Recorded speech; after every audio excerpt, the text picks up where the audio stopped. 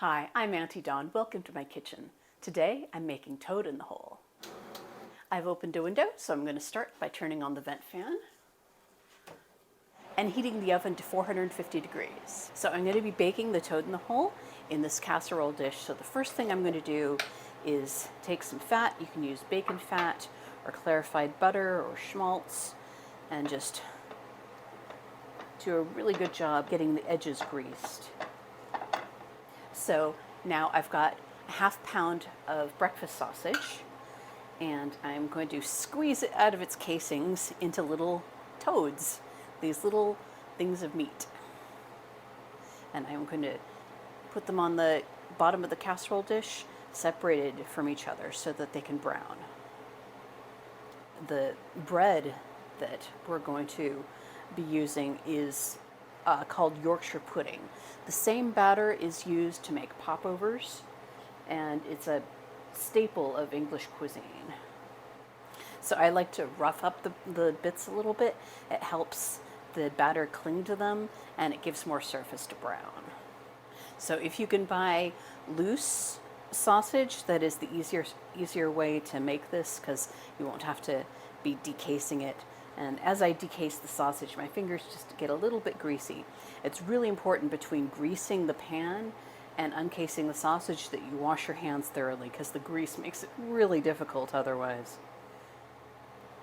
So the reason that I grease the sides but not the bottom of the pan is that these sausages are going to release their fat into the bottom of the pan, and that's what we're cooking the pudding batter in.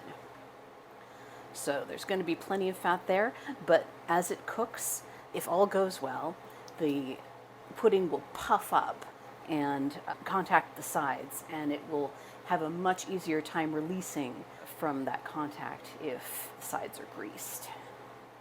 And these are my toads. The oven's reached 450 degrees, so I can pop my toads into the oven. And now I can make the batter.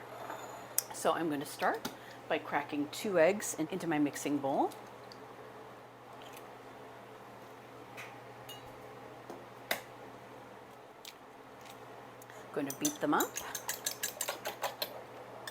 Okay, now that those are nice and beaten, I'm going to add a ½ teaspoon of salt. And because I'm using Diamond kosher salt, I'm going to use a slightly heaped spoon and beat that in. Now I'm going to add 1 cup of milk, and for this I'm using dairy milk.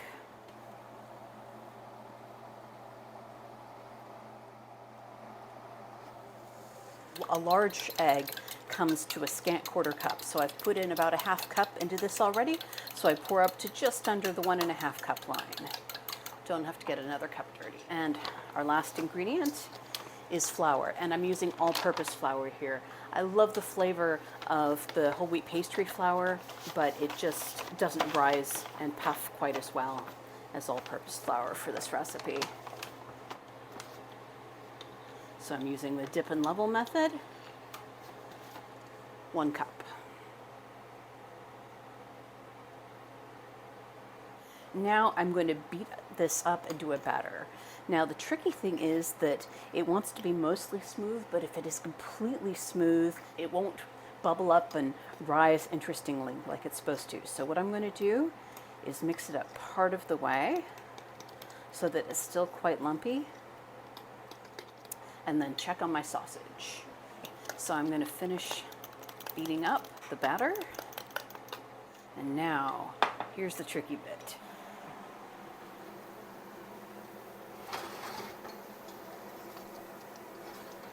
All right, first I'm going to rotate the pan to get the fat all up along the edges and make sure there's no dry spots. And now I'm going to pour the batter over my toads.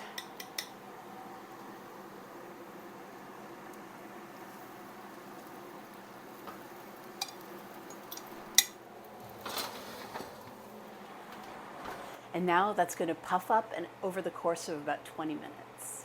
Yorkshire pudding has a kind of dark backstory.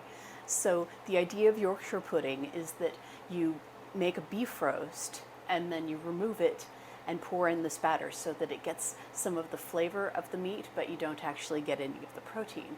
The idea is then that the meat would be reserved for the breadwinner of the house, the man of the house, while the women and children would be able to eat the meat-flavored bread. Yeah, not a very fun backstory. It's a little bit like Hush Puppies, the story from the South where the men would go out fishing and then fry the fish. The dogs would whine for a share, so they'd fry up corn bread in the oil to satisfy them and toss them saying, Hush Puppies. A little bit of that same energy.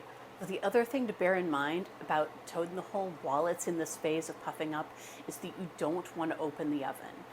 Doing that is like opening the oven when you're making a souffle. You're going to disturb it and tend to make any rising that has happened fall back down again. So if you've got an oven light, this is a great time to use it so that you can peer in and check when it should be done. So when you're making toad in the hole, you've got to be ready to eat right when it comes out of the oven. Toad in the hole has no staying power whatsoever. It's going to fall starting just the moment you pull it out of the oven.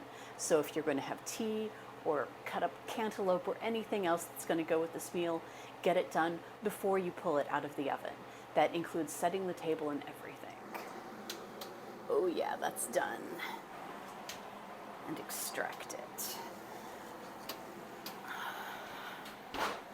And that is my toad in the hole.